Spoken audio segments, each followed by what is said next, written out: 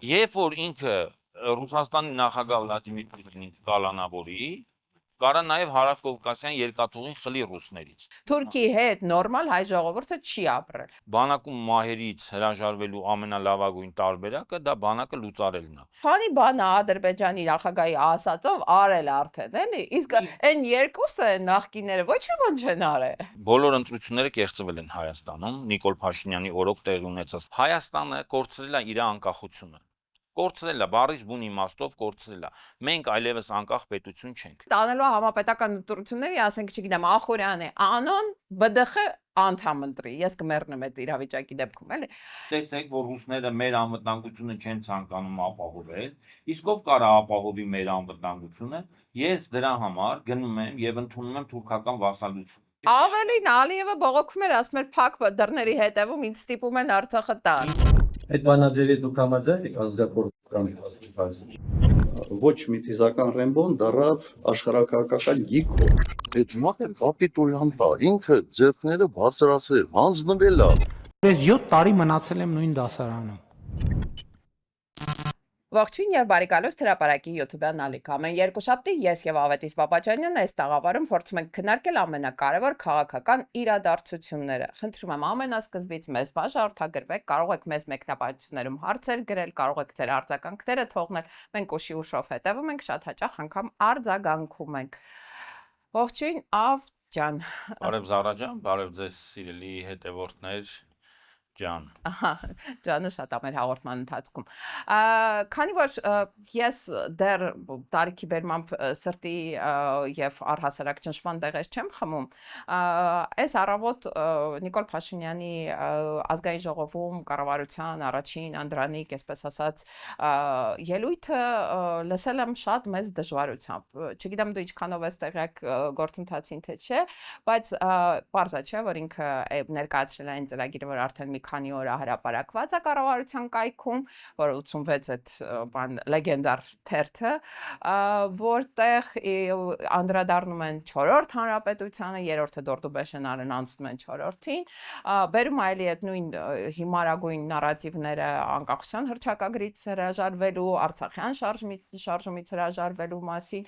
բայց նաև մի մեծ հատված իր ելույթում այս մարդը նվիրում է Ռուսաստանի հետ հարաբերություններին, սկզբում սկսում է երկաթգծի պատմությունով, ընդ որում շատ մանրակրկիտ ներկայացնում ասում են Ախուրիկի հատվածում պիտի մենք օգտագործենք, պիտի մեր մասով անցնի, բայց մեր մասով չի անցնում, որովհետև այն երկրները, որոնք պիտի օգտագործեն այդ երկաթգիծը Բեռների փոխադրման համար, իրանք Ռուսաստանի նկատմամբ վատ վերաբերմունք ունեն, անգամ սանկցիաներ են կիրառում։ Հիմա մենք պիտի խնդրենք մեր գործընկերներին ու անկեղծ ինքը այդ ելույթի ընթացքում եթերով խնդրում ասում է դուրս եկեք, թողեք այդ կոնսեսիան վաճառեք այլ պետության, մեր համար երկուսի, ընդ որում այդ հիմարագույն նախատեսությունը եւս մի անգամ կրկնում ասում է եւ Հայաստանի եւ Ռուսաստանի համար ընդունելի երրորդ պետությանը Ում նկատի ունի քո կարծիքով։ Ղազախստանին ինձ թվում է Իսկ Թուրքիային։ Հա Իհարկե։ Թուրքիայի մասին ուրիշ բան ասում, Թուրքիայի մասին ասում է, քանի որ մեր հարաբերությունները Թուրքիայի հետ արդեն ընտիր են, որովհետեւ հակասություն չունենք, Ռուսաստանը ասում է Սահմանը բացել են երևի, տեղյակ չենք։ Այդ չգիտեմ, շարունակությունը ասում է Ռուսաստանը ասում է դրանից տխրում է ասում է ինքն էր, չէ՞ մեր անվտանգության երաշխավորը ասում է մեզ այստեղ պահում էին որպես կայսրական ինչ որ նկարտումների ասում է ֆորպոստ, որ մենք ապահովեինք իրանց տեղապահը լինեինք, տեղապահ բառն է օգտագործում, որ հետո մի օր գան իրանք վերադառնան այս տարածքներ, բայց ասում է մենք չենք խրաթվում, ասում է մեր ցեղասպանությունն է դրա պատճառով եղել, ասում է մեր բոլոր դժբախտությունները, ջարդերը, կորուստներն են դրա պատճառով եղել, իսկ Ադրբեջանի մասով ասում է Էսա սահմանը բացելու մենք էլ ենք արտադրանք արտահանելու Ադրբեջան։ Հիմա եթե կողքից նայես, պետք է խայտարակ անտեղյակ լինես իրավիճակից, որպեսզի այս ելույթը adekvat ընկալես։ Մարդը ասում է անկախության հռչակագիր չեմ ներառում, որովհետև երբ որ ես ուրիշ պետություններում հայրենիք եմ փնտրում, իրանք էլ մեր պետությունում են հայրենիք փնտրում, ու ասում է իրանք 4 հոգով կարող են մեր պետությունում հայրենիք փնտրել, իսկ մենք մենակ ենք փնտրում 4 պետություններում, ասես մի հատ դու հասկանում ես, չէ՞, որ հոգեկան հիվանդի խոսույթ։ Հիմա այս ամեն ինչը կարելի է ընկալել, եթե դու չես տեսեք իրանցի հանձնումը, եթե դու չես տեղյակ չես Սև լճի ադրբեջանցիների ներկայությունից, եթե դու չգիտես, որ Տիգրան Աշենն արդեն քյարքի է անվանել, բանտիկը վզին կապել ու պատրաստում է հանձնի։ ումա ուղված այս ելույթը, ով է այս ելույթը լսելու, ասի, վայ ինչ լավ ղեկավար են կտրել, այս ինչ լավ մարդ է։ Նայ, սկսենք զուտ կոնցեպտուալ իմաստով, երբ որ ինքը հայտարարում է, որ 4-րդ հանրապետությունը այլևս իրականություն է եւ դրանից բխող մյուս հետևությունները։ Պետք է ասել, որ իրականում Նիկոլ Փաշինյանը շատ անկեղծ է եւ ինչ որ խոսում է, շատ տրամաբանական է եւ դրա մեջ որևէ գժություն կամ հիմա այտենց աննորմալություն բան չկա։ Ինչա իր ասացի էությունը իրականում, եթե այտենց դնենք ամեն ինչ իր տեղը։ Իր ասածը ըստ էության շատ տրամաբանական է։ Ինքը ասում է հետեւյալը, ինչա 4-րդ հանրապետությունը, ինքը ասում է այն հանրապետությունը, որը կար մինչև իմ իշխանության գալը, մինչև կարելի է ասել Արցախի վերջնական հանձնումը, այդ հանրապետությունը չկա։ Իրականում այդ հանրապետությունը երրորդ, ասենք պայմանական եմ ասում թվերը, էլի, դրանք շատ պայմանական բաներ են, իրա պայմանական ասած, այդ հանրապետությունը գոյություն 30 տարի մեր ունեցած անկախ, ազատ, ինքնիշխան հանրապետությունը։ Այդ համաձայն եմ։ Այդ հանրապետությունը, որը ուներ բավականին լայն, չեմ ասում 100%-անոց, ճիշտ է, ինչ որ կախվածություններ, ինչ որ բաներ կար, ինքնավարություն ուներ ինքնիշխանություն, այդ հանրապետությունը այլևս չկա։ Այն հանրապետությունը, որի տարածքը գրաված չէր օտարի կողմից, որտեղ օտարը թելադրող չէր, այդ հանրապետությունը գոյություն չունի։ Ինքը ասում է, որ պետքա նոր սահմանադրությամբ մենք հրաժարվենք անկախության հռչակագրին արվող հղումից։ Եթե անկախությունը գոյություն չունի, այն անկախությունը, որը մենք ունեինք, գոյություն չունի, բնական է, որ անկախության մասին հռչակագրին հղումը պետքա հանվի։ Անտրամաբանական է։ Ավելին ասեմ, ես իրա տեղներն եմ նաև կչեղարկեմ հետին թվով այդ փաստաթուղթը։ Զավա, երբ որ հղումը անկախության հռչակագրից սահմանադրության մեջ հանվում է, դա պատմական մի հատ բան էլի, թղթի կտոր։ Դա իհարկե, դա չեղարկում է, այդ փաստացի դա չեղարկում է եւ դա դառնում է պատմության ինչ-որ մի բան, որ ասում են կարան ասեն հաջորդ սերունդները։ Արգիշտի այդ սեպագի վահանակն է, հա։ 90 թվականին Հայաստանը հռչակեց իր անկախության մասին, իսկ ասենք 2023-24 թվականին Հայաստանը փաստացի դառավ թուրքական վասալիտետ։ Նայ, հիմա անցնում ենք հաջորդին։ Ինչա տեղի ունեցել 2022-23-24 թվականներին, որը հիմա փաստացի ստանում է իրավական ձևակերպում։ Նիկոլ Փաշինյանը համարելով, որ ռուսական ենթակայությունը, պայմանական ենթակայությունը, Հայաստանը իրականում ռուսական ենթակա չի եղել, Հայաստանը ունեցել է հովանավորչություն է ունեցել ավելի շատ ռուսական, ունեցել է դաշնակցային հարաբերություններ Ռուսաստանի, Բելոռուսի եւ այլ երկրների հետ, ասենք, հիմնականում պետք է հաշվի առնել, որ հիմնականում Ռուսաստանի եւ Բելոռուսի ինչ որ իմաստով նաեւ գուցե Կիրգիզիայի կամ բանի հետ։ Կարևոր չի, հա։ Բայց Ռուսաստանն ու Բելարուսն են այդտեղ ամենաառանցքային երկրները, ավելի առանցքային Ռուսաստանը։ Ինքը 2022 թվականին այսպես կոչված այն սեպտեմբերյան պատերազմից եւ պարտությունից հետո, որը իմ համոզմամբ նույնպես ծրագրված եւ կազմակերպված էր եւ Նիկոլ Փաշինյանի անմիջական մասնակցությամբ եւ գիտությամբ ա եղել եւ պատերազմը եւ պարտությունը, դրանից հետո ինքը գնացել է եւ ընդունել է թուրքական վասալիտետ։ Ինչով է տարբերվում վասալիտետը դաշնակցային հարաբերություններից, որ դա պարտադիր չի նույնիսկ ամրագրվի փաստաթղթերով։ Չէ, ես քո հետ նայ, մի րոպե, ես համաձայն եմ, որ ինքը ընդունել է վասալություն, բայց ես քո հետ համաձայն չեմ, ինչն է սկզբնաղբյուր է եղել, հա, ինչի պատճառով արել։ Նայես տպավորությունը ոնց որ խեղճ տղան գնաց պարտվեց, հա, դա ինչ պետք է աներ, ռուսներն չօգնեցին, ինքը գնաց դարավ Թուրքիայի վասալը, որ այստեղ չկոտորեն։ Ինքը իմիջիալոց այսօր իր ելույթում է ասում, որ մենք չենթարկվենք այլ պետությունների սադրանքներին, հա, ասում է, իրանք իրար միջև իրար գլխի գլխին բամփում են, մենք մեր գլխին ենք ցավը զգում։ Այս նախադասությունը ասել է, բայց իրականում իր այս դիրքավորումը թուրքական վասալության ֆորմատի մեջ նրա պայմանավորված եղել, որ որևիցե այլ պետություն չի երաշխավորել իր իշխանությունը։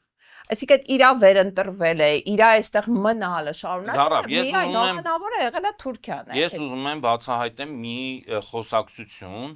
որը Նիկոլ Փաշինյանը պատմել է արցախցիներին մինչև բանը հանձնելը, Արցախը վերջնականապես հայաթափելը եւ հանձնելը։ Նիկոլ Փաշինյանը Արայիկ Հարությունյանի եւ Արցախի ռազմաքաղաքական ղեկավարության ներկայությամբ, կարծեմ 21 թվականին պատմել է, որ ինքը գնացել է Ռուսաստանի նախագահ Վլադիմիր Պուտինի մոտ եւ ասել է, որ իբր թե ես պատրաստ եմ ձեր բոլոր պահանջները կատարել եւ այլն, ես ձեզ ուղղակի խնդրում եմ, որ դուք պաշտպանեք Արցախի այս մնացած հատվածը եւ այլն, եւ Ռուսաստանի նախագահը իրան մերժել է։ Ասել է, որ ես ուղղակի պատրաստ չեմ դա ապահովել։ Լսի, չէ։ Նշ որ Ռուսաստանի նախագահին ես ինչ-որ արդարացնում եմ, բայց ես չեմ կարծում, որ ինքը այդքան Արցախի ճակատագրով անհանգստացած է եղել։ Եվ ինքը դրանով է բացատրել, որ ասել է ես իրան պատրաստ էի իր բոլոր պահանջները կատարել, մենակ թե ինքը բայց ինքը հրաժարվել է։ Հիմա ինչի ես տեսականորեն շատ հնարավոր եմ համարում, որ այդ պատմությունը իրականում տեղի ունեցած լինի, բայց նման դեպքերում, երբ որ քո արտաքին անվտանգության արտաքին երաշխավորը քեզ մերժում է, դա նշանակում է մի բան, որ ինքը քեզ չի վստահում, իսկ եթե ինքը քեզ չի վստահում, դա մի տարբերակ կա, դու պետք է հրաժարական, դու պետք է հեռանաս, որովհետև այդ մարդը ասում է խնդիրը Հայաստանի մեջ չի, խնդիրը քո անձի մեջ է, դու 100 անգամ խաբել ես ինձ։ Դա ինչ գիտես, ինքը կարող է տենց չի ընկալել, էլ ինքը մտածել է, որ Հայաստանին չեն ուզում այլևս բան։ Այսօր 10 անգամ իր ելույթում ասում է, այնտեղ խառն են ելնում, իրանք իրանց գործերով են ելնում, իրանց անվտանգության խնդիրների պատճառով։ Փաշինյանը այդ ամեն ինչը սարքել է մի նպատակով, որ ասի, քանի որ ռուսները մեր անվտանգությունը չեն ապահովում, այդ պատերազմը թուրքերի գիրկը։ Ահա, այդ պատերազմը 22 թվականին նույնպես կազմակերպված էր հենց այդ սխեմայի շրջանակներում, որպեսզի ասի դե տեսեք, որ ռուսները մեր անվտանգությունը չեն ցանկանում ապահովել, իսկ ով կարա ապահովի մեր անվտանգությունը, ես դրա համար գնում եմ եւ ընդունում եմ թուրքական վասալություն։ Այդ վասալության մենք մի քանի անգամ դրա մասին խոսել ենք, անդրադառնանք դրա դրդապատճառին, հասկանում ես, այդ քո ասած տարբերակով, լավ ոչ մի հայ գենետիկորեն թուրքական վասալությունը չի կարա ընդունի, որովհետև մենք բոլորս գիտենք, որ ցանկացած պահին կարող ենք ցեղասպանվել, այստեղից արտաքսվել, ցանկացած բաներ այդ կարա տեղի ունենա։ Ադեկվատ մարդը, եթե ընտրության տեղ ունի, կընտրի այլ տարբերակ։ Եթե մենք հրաժարվում ենք մեր անկախությունից, մեր պետականության գոյությունից եւ վերադառնում ենք 1700-1800-ականների սկզբներ, երբ որ Հայաստանը պետականություն չուներ, հայ ժողովուրդը թուրքական վասալիտետի տակ շատ նորմալ ապրել է, որպես էթնոս, էթնիկ խումբ, ոչ թե որպես ազգ, ոչ թե բոլոր սահմանափակումներով, չգիտեմ, հարստահարումներով, բաներով ապրել է։ Քո ասած նորմալ ապրելու մեջ չի տեղավորվում դա, էլի, այդ կոնցեպտը։ Թուրքի հետ նորմալ հայ ժողովուրդը չի ապրել։ Նիկոլ Փաշինյանի ասածն է, որ եթե մենք հրաժարվում ենք մեր իրական անկախությունից եւ դառնում ենք թուրքական վասալ, նայ թուրքերի ասածը ո՞րն է։ Այն ինչ որ ասում է Նիկոլ Փաշինյանը, դա 200 տարի թուրքերը մեզ ասել են։ 200 տարի հասկացած 1000 Համակերպվեք, եկեք թրի տակով անցեք, խելոք ապրեք։ Թուրքերը մեզ 200 տարի ասել են, որ դուք դարձել եք ռուսների ձեռքի գործիքը մեր դեմ։ Այո։ Եւ դուք այսօր ինքը 3 անգամ այդ միտքը արտահայտել է։ Եվ դուք տուժվել եք այդ պատճառով։ Երբ որ դուք հրաժարվեք ռուսների ձեռի գործիքը լնել ու գաք խելոք ընդունեք հնազանդությունը Թուրքիային, մենք ձեզ չենք կոտորի։ մենք ձեզ չենք սպանի, մենք կապահովենք ձեր ֆիզիկական անվտանգությունը։ Լավ, բայց դա կդվերածվի sense մի հատ անվերջանալի ցանկի, որտեղ առաջինը Գիրանցն է, երկրորդը Տիգրանաշենն է, երրորդը ատոմակայանն է, չորրորդը ռազմաբազան է, հինգերորդը բանի Թուրքիայի կողմից համազատման գործընթացն է, Շիրակի մարզի հատվածը, այո, sense հերթով, sense մտնելու են, վերջում ասելու են Երևանը մեր պատմական քաղաքն է։ Այո, հայկական տեղանունները վերածվելու են, բայց ասելու են մենք ձեզ որպես էթնիկ քրիստոնյա համայնք մեր հողերում ապրեք։ Մեր Երևանում թողում ենք հայ մնա։ Ձեր տանը ապրեք, հող բառը, տարածք բառը հանվելու է։ Դուք ձեր տներում ունենալու եք անհատական սեփականության իրավունք, անհատական Այն սեփական։ բնակարան երևի, էլի, հողի վրա տուն, բան, տես Չէ, կարող է հողի ունենան, չէ, ես այտենց ճարի տես կատեգորիկ չես։ այտենց մանրամասների մեջ չեմ ուզում մտնենք, չեմ ուզում այտենց մանրամասների մեջ Ուզում եմ, լավ, թողենք թուրքերին, թողենք իրանց այդ նկարտումները, մենք հասկանում ենք Թուրքիան ինչ է ուզում, մենք հասկանում ենք դա ոնց է արվում այս իշխանության ձեռքերով, հա, այդ ամեն անգամ այդ այսօր էլ է կանգնել, ասում է, ես իհարկե սահմանադրությունը փոխելու եմ, իհարկե անկախության հռչակագիրը հանելու եմ։ Հիմա դուք կասեք, որ Ադրբեջանի նախագահի պահանջով եմ անում, բայց ասում է, այդ դեպքում պիտի հիշեք, որ ժամանակին էլ նախկին այս երկու ընդդիմադիր կուսակցությունների ղեկավարները, ընդ որում խիա ուժեղ Հայաստանին կապում ինչ որ նախկին իր համար հեշտ է տենց։ Հա, բանա, ասում է, իրանք էլ ասում է, խոսում էին 7 շրջանը վերադարձնելու մասին, ու այդ ժամանակ 7 շրջանը վերադարձնելու մասին միայն Ալիևն էր խոսում, միայն Ադրբեջանն էր խոսում։ Կարող է իրանք էլ էին այդ Ադրբեջանի նարատիվով շարժվում։ Ու ինքը այս զուգահեռ ասում է, այս միտքը ասում եմ, որ դուք հասկանաք ինչքան անհեթեթ է ձեր ասածը, որ ես բանի Ալիևի պահանջով սահմանադրություն եմ փոխում։ Սկսենք նրա մասին, հավերի ծիծաղն է գալիս։ Սկսենք նրա մասին, որ բանակցությունները գնացել են ոչ թե 7 շրջանների, այլ ընդամենը 5 շրջանների վերադարձի մասին, եւ այդ շրջանները եղել են Ադրբեջանի միջազգայինորեն ճանաչված տարածքի մասը։ Դե ինքը ասում է, բան Արցախն էլ է միջազգայինորեն ճանաչված։ Արցախը միջազգայինորեն ճանաչված Ադրբեջանի տարածք է եղել, բայց եղել է նաև վիճելի տարածք Հայաստանի եւ Ադրբեջանի միջև, եւ եթե այդ տարածքը չլիներ վիճելի տարածք Հայաստանի եւ Ադրբեջանի միջև, ինչքան ինքնորոշման իրավունքի իրացման խնդիր է։ Վիճելի տարածք, քանի որ դա համարվում է վիճելի տարածք, որովհետեւ միջազգային հանրությունը դա չէր ճանաչում Ադրբեջանի մաս։ Եթե ճանաչեր Ադրբեջանի մաս, չէր լինի Մինսկի խումբ եւ այդ երկրները գլխավոր պետությունները աշխարհի եւ այդ երեք երկրները ոչ թե բանակցություններ կվարեին Հայաստանի ու Ադրբեջանի նախագահների մասնակցությամբ, այլ հստակ պահանջ կդնեին, որ Հայաստանը պետք է իր բանակը դուրս բերի, զիջի տարածքը, Ադրբեջանի միջազգայինորեն ճանաչված սահմաններից։ Նման պահանջ չի եղել ոչ Ադրբեջանի, ոչ Ֆրանսիայի, ոչ Ռուսաստանի եւ ոչ Միացյալ։ Ավելին Ալիևը բողոքում էր, ասում էր փակ դռների հետևում ինձ ստիպում են Արցախը տալ։ Հիմա ի տարբերություն 7 կամ 5 կամ 3 շրջանների, Ադրբեջանը այլևս խոսում է Հայաստանի սահմանադրությունը փոխելու եւ Հայաստանի անկախությունից հրաժարվելու մասին։ Եվ Նիկոլ Փաշինյանը, որպես պարտված երկրի ղեկավար, այդ պահանջները խելոք կատարում է, որովհետև ինքը իրավունք չունի չկատարելու, քանի որ այդ պաշտոնին է մնացել բացառապես Ադրբեջանի եւ Թուրքիայի բարի կամքի դրսևորման շնորհիվ։ Երբ որ մեր հասարակությունը միայն օրինակ եմ ուզում։ Լսի, բայց հետո նայ, քանի բան է Ադրբեջանի նախագահի ասածով արել արդեն, էլի։ Իսկ այն երկուսը նախկիները ոչ ոք չեն արել։ Միշտ է անելու, չի կարող։ Երբ որ տեսեք, մեր շատ ժամանակ մի հատ բան են ասում, սիրելի հետևորդներ, ասում են չի եղել աշխարհում կամ չգիտեմ պատմության դեպք, որ պարտված ղեկավարը մնա իշխանության, չէ։ Ես ուզում եմ ձեզ մի հատ օրինակ նման Չասես Google-ես արել ու եղել է այդպես դեպքեր։ Չէ, առանց Google-ի դա բոլորս հիշում ենք այդ դեպքը, նենց չի որ դա շատ 100 տարի առաջ է եղել կամ 50 տարի առաջ է եղել։ Ուրեմն 1990 թվականին, երբ որ Իրաքը մտավ եւ Սադամ Հուսեյնի իշխանության օրոք, մտավ եւ գրավեց բանը, Քուվեյթը, ամերիկյան բանակը մտավ սկզբից գրավեց, այսպես ասած, ազատագրեց Քուվեյթը, հետո մտավ Իրաք։ եւ խայտարակ ջախջախի ճպարտության մատնեց Սադամ Հուսեյնին եւ իր իշխանությանը, իր բանակը։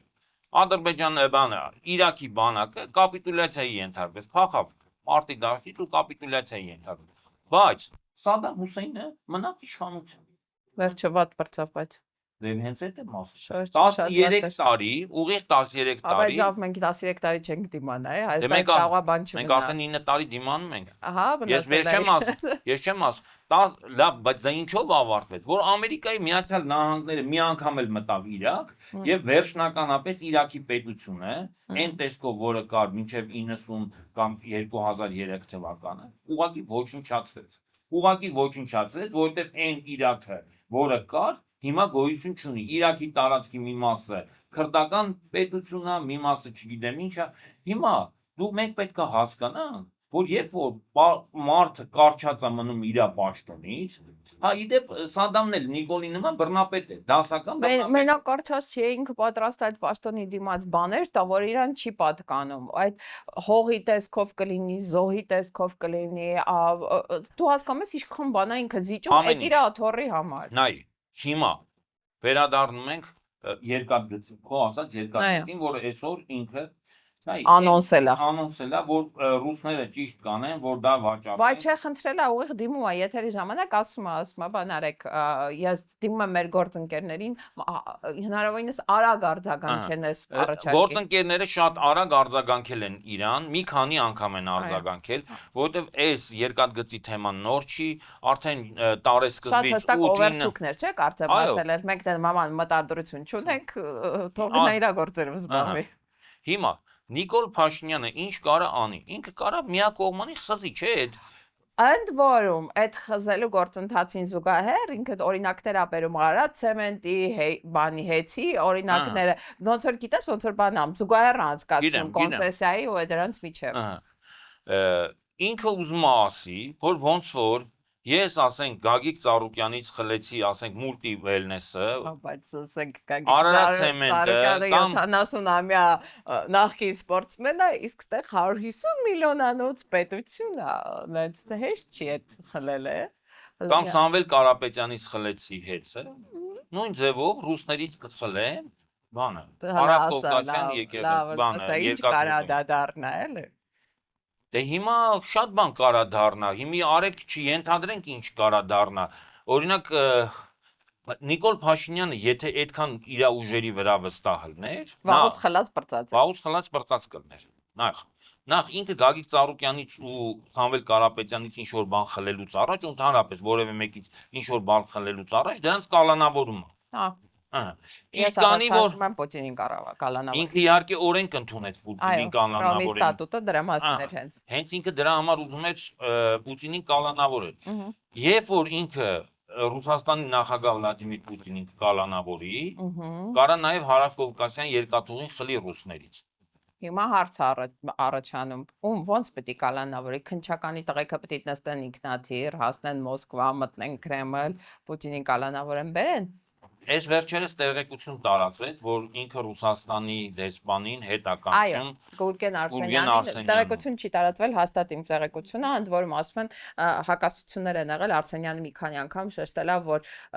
այս քաղաքականությունը, որ դուք հիմա վարում եք, այս ռետորաբանությունը շատ վնասում է հարաբերությունը, եթե մենք ուզում ենք տնտեսական հարաբերությունները վերականգնենք, ասենք նույն ձեր Տիրանի արտահանումը, Դեղցի արտահանումը ապահովել, այդ նշանակում լռեք։ Լռեք ձեզ համեստ պահեք։ Ինձ թվում է Նիկոլ Փաշինյանը Գուրգեն Արսենյանի առաջ խնդիր է դրած եղել, կալանավորել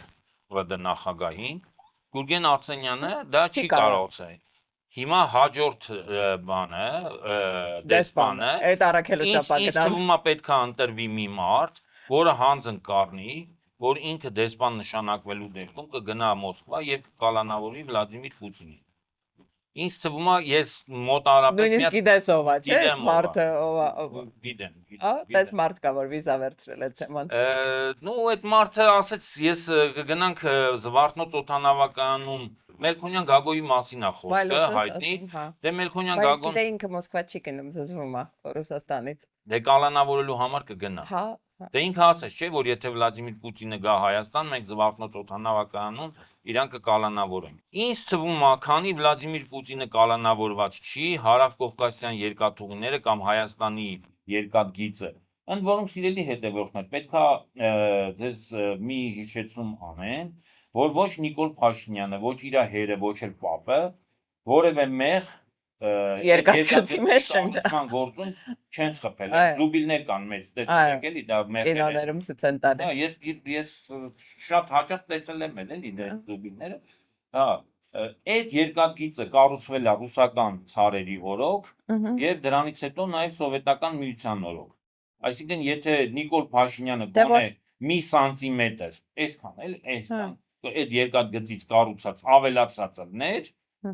մենք կարայինք հաշվեինք, որ գոնե ինչ որ իր պահանջների մեջ Այդ սանտիմետրը կարա ծախի։ Ինքը կարա կարա տա Ղազախների, եթե ուզում է։ օրինականության կամ Դե այդ սկզբունքից ելնելով, ինքը քյարքի մի սանտիմետր հող չի փորել, ինքը իրանցում մի քրչոտ ցանկապատ չի կառուցել։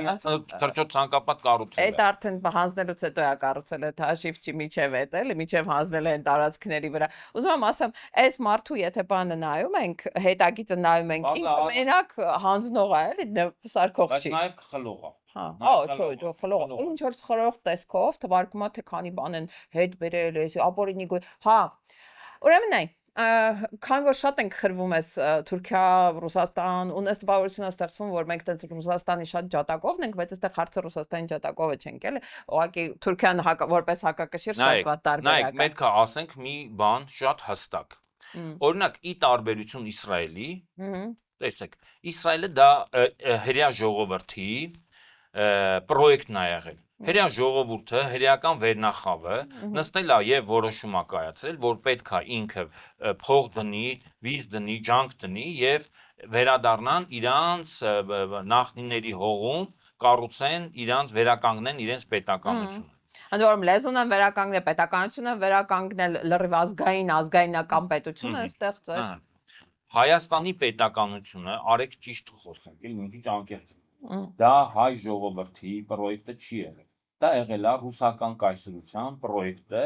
որը հետագայում վերածվել է սովետական պրոյեկտ։ Եվ դա ուղղված է եղել եւ Թուրքիայի դեմ։ Բայց դրա Ղարաբաղյան շարժումը հենց քո այդ ասած պետականության պրոյեկտն է։ Հիմա այս մարդը դրել է Ղարաբաղյան շարժումից հրաժարվում է։ Հետագայում ես բան չունեմ ասելու։ Հետագայում հայ ժողովուրդը հասկանալով պետության եւ պետականության կարեւորությունը, ինքը մտել է այդ պրոյեկտի տակ եւ սկսել է առաջ տանել, հասկանալով որ իրան իրականում պետք է եւ պետություն, եւ դա իրան եւ տնտեսական բարեկեցություն եւ անվտանգությունը ապահովելու 90 թվականին մտել է այդ պրոյեկտի տակ եւ սկսել է ինքնուրույն այդ պրոյեկտը առաջ մղել։ Հիմա տեղի է ունեցել 18 թվին տեղի ունեցել հեղաշրջում, պետական հեղաշրջում, եւ Հայաստանում իշխանության են եկել հակահայկական, հակապետական ուժեր, որոնց նպատակը Հայաստանի պետականությունը ոչնչացնելն է։ Եվ իրանք, որպեսզի դա հիմնավորեն, թե ինչի մեծ պետականություն պետք չի, ասում են, որ դա այդ պետականությունը գործիք է եղել ռուսների ձեռը, Թուրքիայի դեմ։ Կամ նաև Իրանի դեմ, բայց հիմա Իրանի թեմայով չեն էլ խոսում, որովհետև իմաստ չունի, որովհետև հիմա Իրանը հայկական պետականության գոյության համար վտանգ չի, ընդհակառակը կողմնակից է, իսկ Թուրքիան ու ադրբեջանցիները ասում են ախպեջան, հիմա ձեզ պետություն ինչների տապել։ Հա հեչ էլի, ավելորդ ծախսա։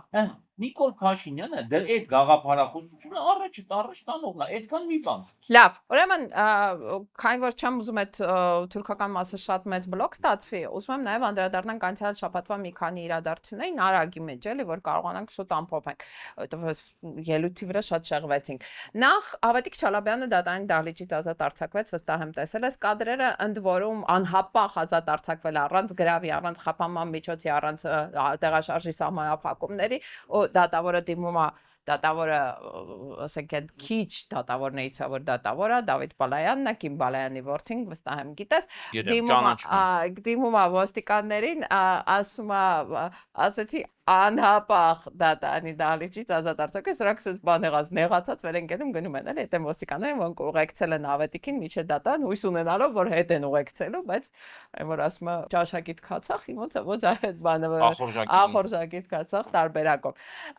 Մեծ ալիք բարձրացավ, իհարկե դատավորին ողջունում են, իհարկե սա անցալվում է որպես արդարադատության կայացում, ընդ որում sense դեպքեր շատ քիչ են լինում, որտեղ նման դատավորներին շատ քիչ են նման գործեր մակագրվում, հա, սա այն որ չգիտեմ երջանիկ զուգադիպությունա թե հենց միտումնավոր տենց արած մակագրությունը, բայց հիմա շարունակությունը այսօր մեր կառավարության ղեկավարը գնացել է ազգային ժողովի ամբիոնից կանգնել է որպես համադրության փոփոխման գլխավոր պատճառ ինչ ասել դատական համակարգի բարեփոխումը որպես դատական համակարգի թերիության նշան ինչ ասել ըստ քեզ մի հատ տենց գլխի կընկնես մի բան որ ասել է ասում է ուրեմն ինչի պետք է դատավորները իրենց բարձրագույն դատական խորհրդի անդամներին ընտրեն ես չգիտեմ դու գիտես ԲԴԽ-ի ձևավորման կազմը թե չէ այնտեղ 3 հատ գիտնական է 3 հատ կառավարությունն է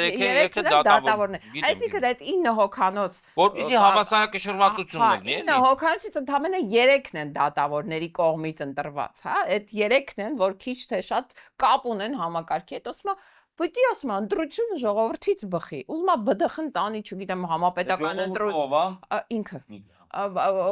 Կամ էլ տանելու համապետական ընտրությունների, ասենք, չգիտեմ, Ախուրյանը, Անոն, ԲԴԽ անդամ ընտրի։ Ես կմեռնեմ այդ իրավիճակի դեպքում, էլի։ Հիմա նախ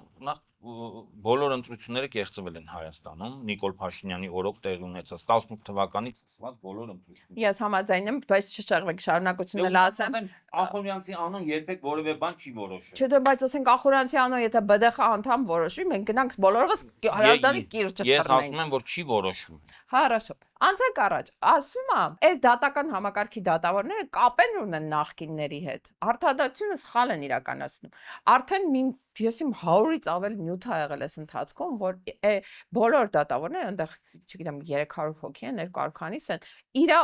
գրեթե տենց են, որ 90%-ը իրա օրոք նշանակված են, այն ջահել աղջիկներին ու տղաներին, որ 25 տարեկանում դատավորի քննություն ա տալիս ու միանգամից նշանակվում ա դատավոր, այդ բոլորը իրա կադրերն են, հա։ Մի ամբողջ դատարան ունի, հակակոռուպցիոն դատարանը, որը ստեղծել է ինքը։ Մի ամբողջ դատական համակարգ ունի։ Այս մարդն ասում է, հների հետ կապեր ունեն այդ դատավորները, համադրությունը փոխենք, որ ԲԴԽ-ի հետ 3 անդամներ իրանք չընտրեն։ Սա խելագարություն է։ Սա ինչ է ուզում։ Դնի բոլոր նորմալ դատավորներին գնդակահարի մեր աչքի առաջ։ Ես կարծում եմ, որ ինքը ուզում է դատական համակարգը ընդհանրապես վերացնի եւ լինի մի մարդու դատարան եւ այդ մարդը լինի ինքը։ Կհասցնի։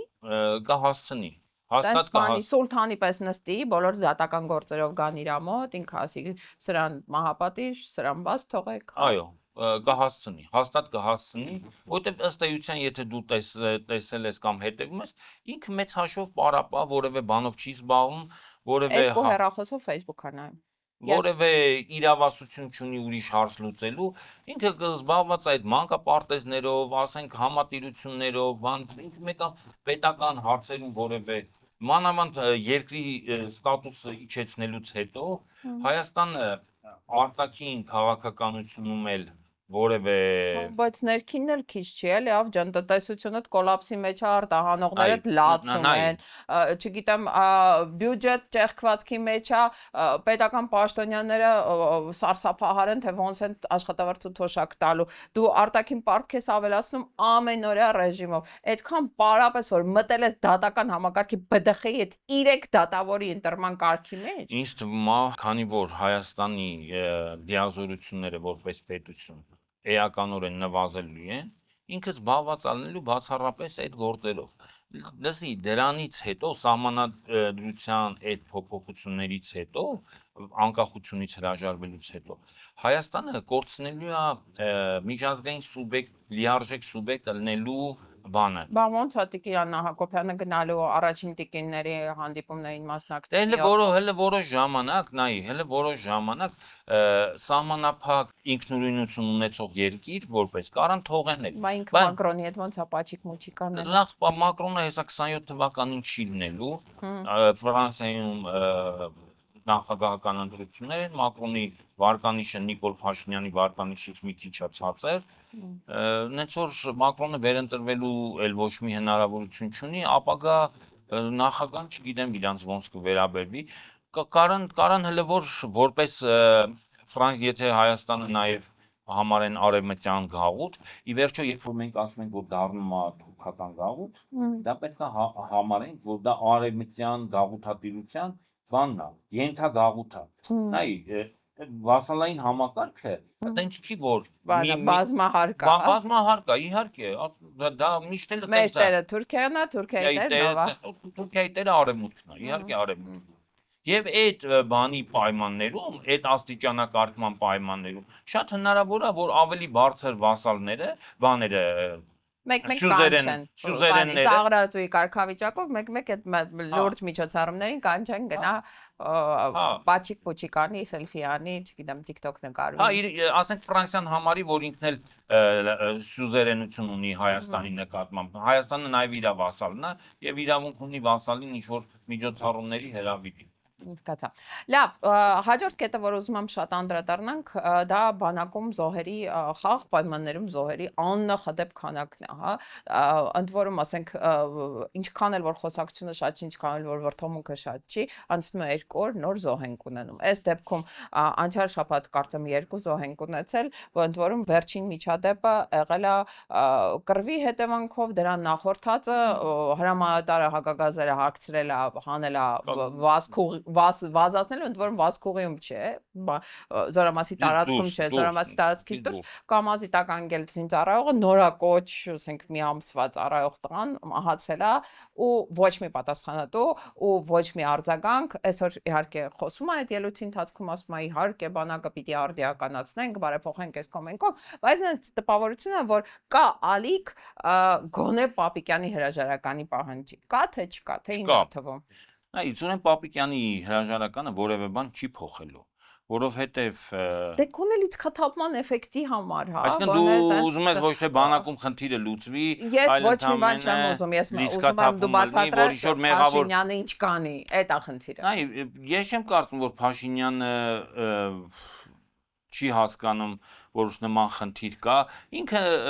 ընդունակ չի այդ խնդիրը լուծելու, ոչ Սուրեն Պապիկյանը, ոչ իր կողմից նշանակված Իրաք չկային այդ խնդիրները։ Ոնց եղավ, որ իրանք եկան, հա, չէ, լինում էին դժբախտ պատահարներ, բայց որ 30 հոգի մարդ մեռնի մի տարվա ընթացքում, դա չէր լինում։ Զարա, տես, նախկինում Նիկոլ Փաշինյանը ասում էր բանակում տարեկան 10 մարդ, 12 մարդ զոհվում էր, այդ տղաները զոհվում էին հանուն հայրենիքի եւ սահմանում եւ նրանց ծնողները գոնե հոգեվոր սփոփում ունեին, որ դա տեղի է ունեցել հանուն հայրենիքի, հիմա տես ուրիշ խնդիր կա, Նիկոլ Փաշինյանը կգա մի պահ եւ դա նույնպես թուրքական վասալիտետի ընդունման շրջանակներում, երբ որ կարող է հայտարարի, որ բանակում մահերից հրաժարվելու ամենալավագույն տարբերակը դա բանակը լուծարելն է, որտեւ մենք ինքնա չի ասում, որ անվտանգության ապահովման գործում բանակը ամենավերջին տեղում է։ Այսօրվա ելույթի գլխավոր թեզայից մեկն էր։ Ուրեմն աշխարհում չկա որևէ նորմալ երկիր եւ չկա որևէ նորմալ մարդ, առողջ բանականությամբ մարդ, որը կարա նման պնդում անի։ Ընդ որում առաջի տեղը գիտես որն է ասում։ Տնտեսությունը, հա։ Չէ։ Ասենք նայ, դու խելացի մարդ ես, չէ՞, գնում ես այն ստանդարտ ընդունված նորմերով, որը կարա լինի Եվրոպայության մեր հարևանները, հա։ Միջազգային լեգիտիմությունը։ Թե աշխարհում որ պետությանն է փրկել իր լեգիտիմությունը։ Ասենք ինչքան դեպքեր են եղել, որ ներխուժումներ են եղել, որ գործող պայմանագրերը անտեսելով մարդիկ պատերազմներ են հայտարարել։ Ինքը միջազգային լեգիտիմությունը որպես երաշխիք է համարում, առաջնային, ամենակարևոր, առաջին։ Միջազգային լեգիտիմություն ասելով գիտես ինքը ինչ է հասկանում։ Ես քեզ բարձ ասեմ, ինքը հասկանում է հետեւյալը, որ Ադրբեջանի եւ Թուրքիայի ղեկավարները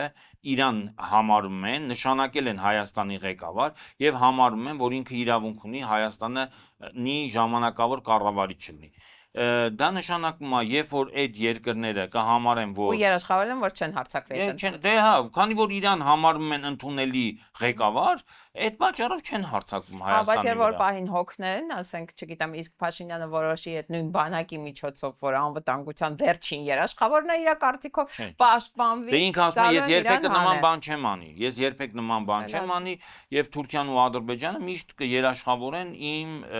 լեգիտիմությունը։ Այսինքն իմ իշխելու լեգիտիմությունը ի՞նչն է։ Իշխելու օրինականությունն է։ Իմ իշխելու օրինականությունը։ Իսկ ինքը ասում է, քանի ես Ադրբեջանին ու Թուրքիային բավարարում եմ, նու ինչ-որ չափով դե նորից չանցնենք այդ արևմուտք բան, որպես ավելի բան էլի, ստորադասության կարգով։ հա, ստորադասության կարգով։ Դա նույնն է, հասկանում ես, նույնն է, արևմուտք, Թուրքիա, Ինձ Ադրբեջան։ թվում ավելի շատ ակնարկների իհարկե սահմանների ճանաչված լինելու փաստ է, այդ որ ես բոլորը զիջեմ ինչը որ իրանք ուզում են, էլ մտնելու թեմա չի լինի, չեն մտնի, էլի, այս սկզբունքով։ Այդ դեպքում էլ բանակը պետք չի լինի, բայց մեկը խելագարության կանխավարկված է։ Զարա, օրինակ Իսրայելը հարվածում է Սիրիայում գտնվող ավիաբազաներին։ Ահա, ու բացարձակ ոչ սահմանն են, ոչ կապ ունեն, էլի։ Չէ, սահման ունեն, այդ ավիաբազաներն էլ համարվում է Սիրիայի տարածքի մի մաս։ Չնես չի որ վիճարկում է այդ տարածքի սիրիականը լինել կամ չլինելը։ Ուղղակի տենց է ուզում։ Հա, լսի, Միացյալ Նահանգները Իրանի վրա բազմաթիվ հարվածներ է հասցնում։ Այնց չի, որ Միացյալ Նահանգները Իրանի տարածքային ամբողջականությունը կամ սահմանները կասկածի տակ է դնում։ Մտան Վենեսուելա եւ գողացան այդ երկրի նախագահ Մադուրոին։ Այդ երկիրը Միացյալ Նահանգ այտենց դա մենակ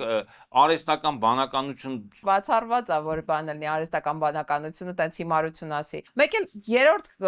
թեման անցյալ շաբաթվա որ տենց ինձ թվում ամենագլխավորներից մեկն էր ու մենք բաց ենք թողել, նո մենք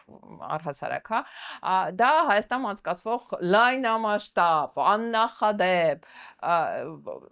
Եհովայի վկաների համաժողովն էր։ Դու տեղյակ ես դրա մասին։ Չէ, տեղյակ չեմ հետևել։ Համալիրում մի քանի օր շարունակ ընդ որում առաջին օրը եղել են հայ ալեզու Եհովայի վկաները, երկրորդ օրը չգիտեմ օտար ալեզու, երրորդ օրը եղել են արդեն Ռուսաստանից եկած Եհովայի վկաները այն քանակով, որ այդ տարածքում ապրող մարդիկ զարմացել են թե այս ինչ լայնամասշտաբ միջոցառում է, որ ոչ միտեղ ոչ մի հրապարակում չկա, ոչ մի, չգիտեմ, անոնս, վաճառք չկա տոմսերի, ու սենց վիճակ է։ Մենք էլ Կիրակի օրը փորձեցինք համալիրի տնօրենից ճշտել, թե ինչ ա եղել, ինչքանով եք տվել, ովքեր են եկել եւ առհասարակ, ասաց բանա,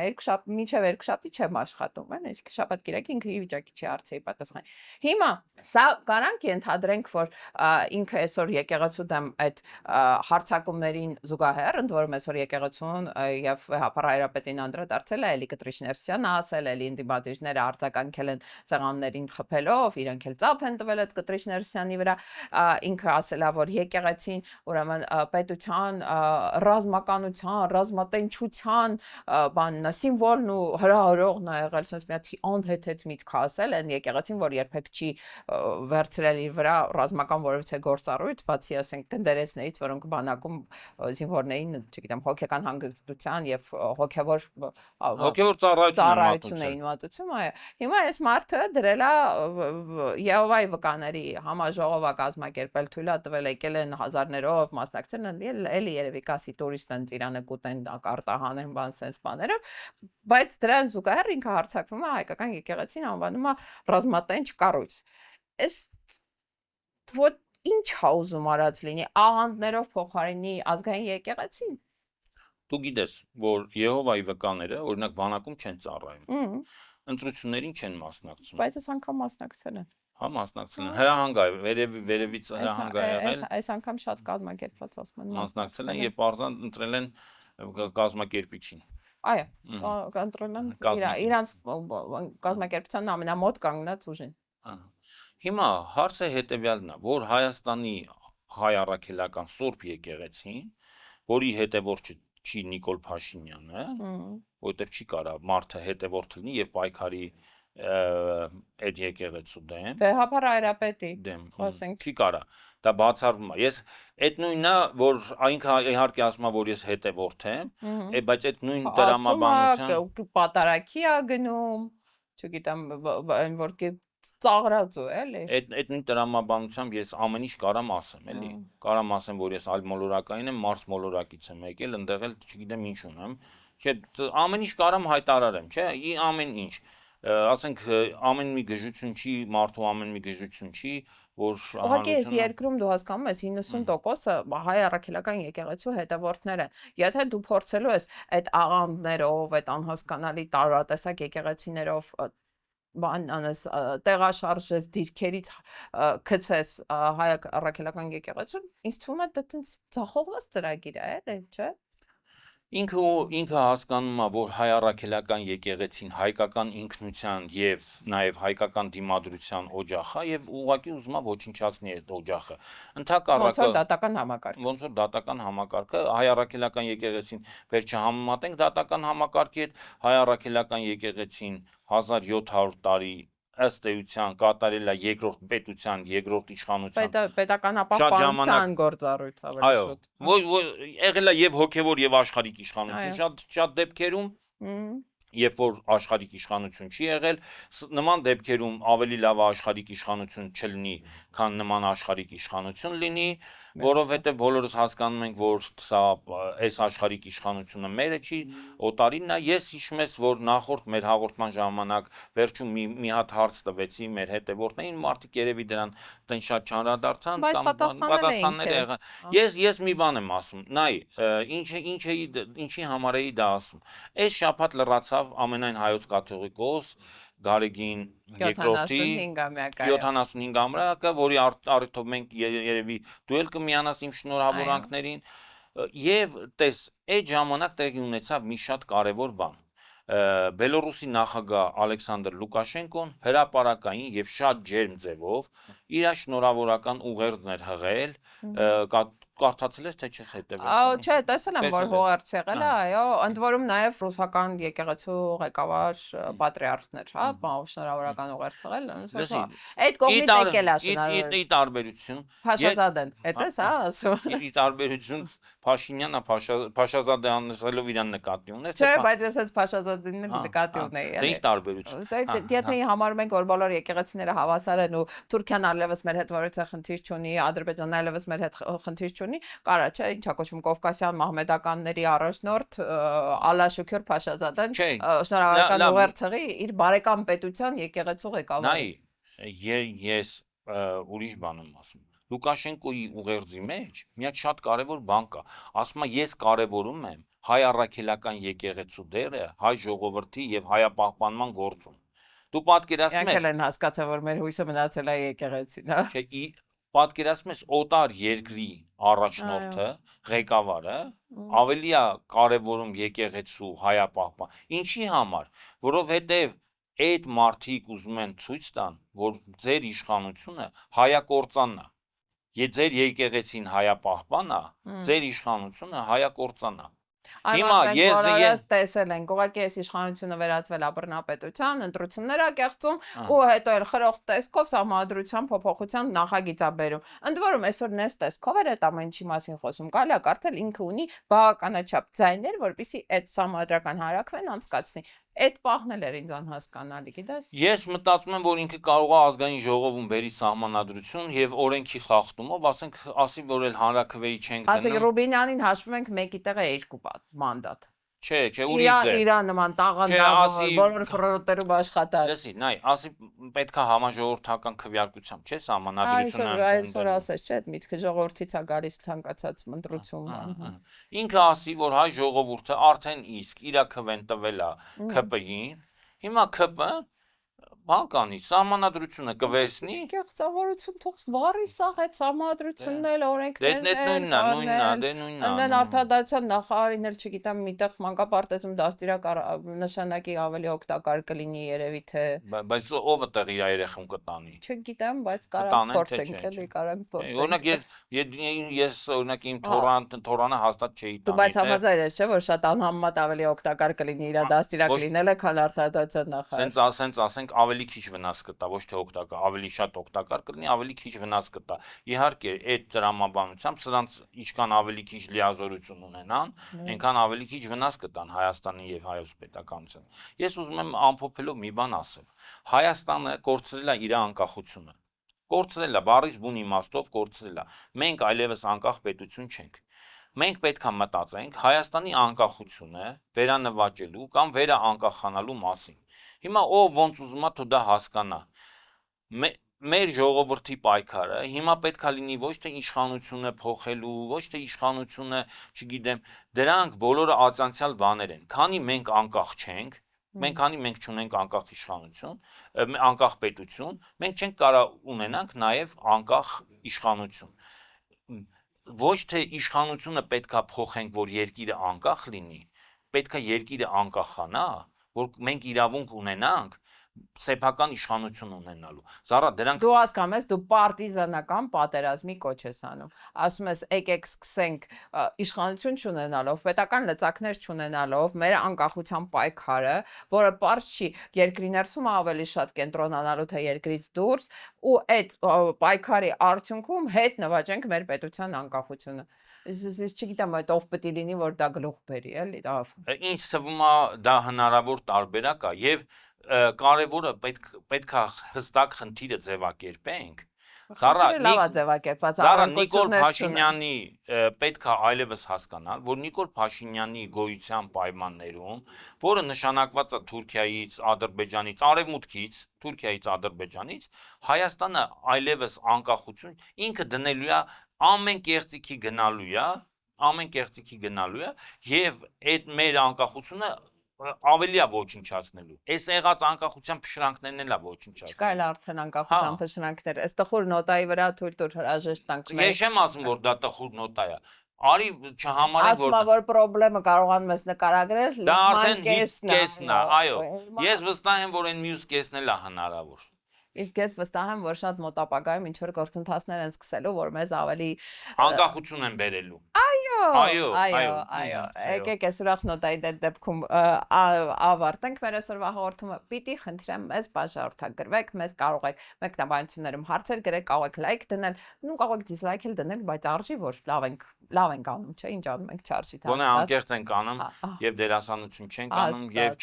եւ խաբեություն չկա։ Հաստատ, ու սիրով ենք գալիս ամեն երկուշաբթի, ես նույն տաղավարում ձեզ սպասելու ենք հաջողություն։ Հաջողություն։ Այդ բանաձևի դուք համաձայն եք ազգակործության հասցեին։ Ոչ միթիզական Ռեմբոն դառավ աշխարհակահաղական գիգ։ Այդ մարդը կապիտուլյանտ է, ինքը ձեռքները բարձրացրել, հանձնվել է։ Ես 7 տարի մնացել եմ նույն դասարանում։